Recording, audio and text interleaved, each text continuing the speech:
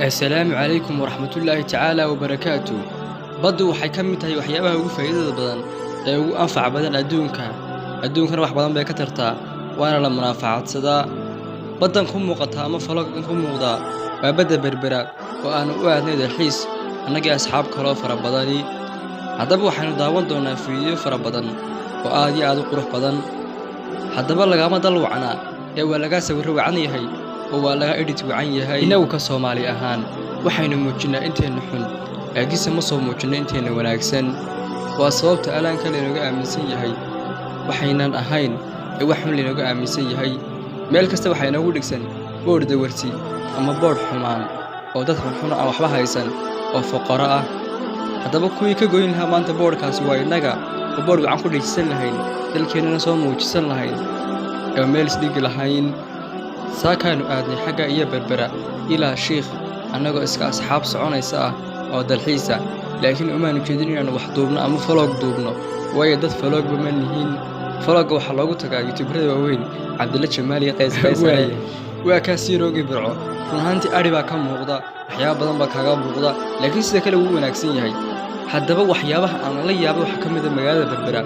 neef xoolaha ku arkimaysid awska baxay waxyaabo wanaagsan oo badan baad ku arkaysaa macal shacabkeeda wadada wanaagsan inkastoo aanay birco ka xumayn waa iyaba ay tahay magaalo wanaagsan oo aad iyo aad dad wanaagsan oo qalbi wanaagsan u joogaan haddaba labada magaalo marka la soo eego farqi badan baa u dhaxaya ama ha xumaado ama ha wanaagsanaadee haddaba magaalada waxay caan ku tahay birco waxay caan ku ahayd caanaha iyo sayladda iyo xoolaha berberana waxay caan ku ahayd kalluumaysiga dekedaha iyo ganacsiga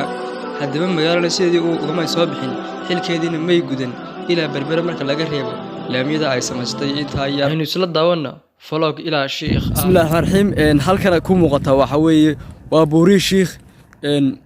oo kuwa marka buurtan waxyaabo badan bay la gaar tahay waxyaabo badan bay ka tageen dadkii maamuli jiray berigi hore maamuladii hore run ahaantii waxaan ku tusi doonaa halkan wax ku qoran oo Carabiya waa kelmad aad iyo aad u qaaliya oo Ilaahay dambi dhaaf lagu weydiisanayo marka wata halkan maxaa ku qoran astaghfirullah waa ku qoran marka waxaad dambi dhaaf weydiisanaysaa Ilaahay si uu kugu dhaafo oo aanad magarasa wax ku gaarin bad Ilaahay dambi dhaaf weydiisanaysaa marka waxay la mid tahay waxyaabaha ay muslimku la gaar yahay ee aasaarta muslimka bay ka mid tahay inay meelaha khatarta kale ay dhigaan waxyaabaha muhiimka ah kale astaghfirullah runtii waa laamiga dhinaciisii meeshu waana khatar buuruuna way istaama marayaan ka waxa loo baahan yahay waxyaabaha martii muhiimka ah samaysid haddaba vlogii uu sii dheeraaday waxaan maraynaa magaalo xeebada berbera dhexdeeda halkan kulli qofkii garanaya waa siirooga bartanka runtii magaalada waa magaalo aad u qurux badan dhismayaal la dheer laamiyo haddana may gaadhin wali meeshii loogu talagalay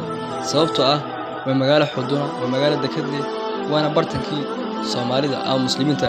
bartamaysay waxay hayd inay wax badan soo saarto maanta waxa ku wareegaysanaya Ethiopian Arab dad aan la garanayn Soomaalida way ka qatan yihiin xadiis nabi ayaa ahaa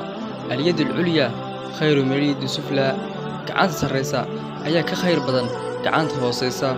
gacanta sareysa wax weeye gacanta wax haysata wax bixin karta wax mulki karta iyadu wax leh haddaba inaan adduunka maamulo waynu u haboonahay inagan u bislayn oo u jeedin waxaan leeyahay war adduunka aynu maamulno war aynu gacan ku qabanno inagu aynu gacan sareyno ilaahay ma jecla muslimka hooseeya ee wuxuu jecel yahay muslimka sare ee awoodda leh wassalaamu calaykum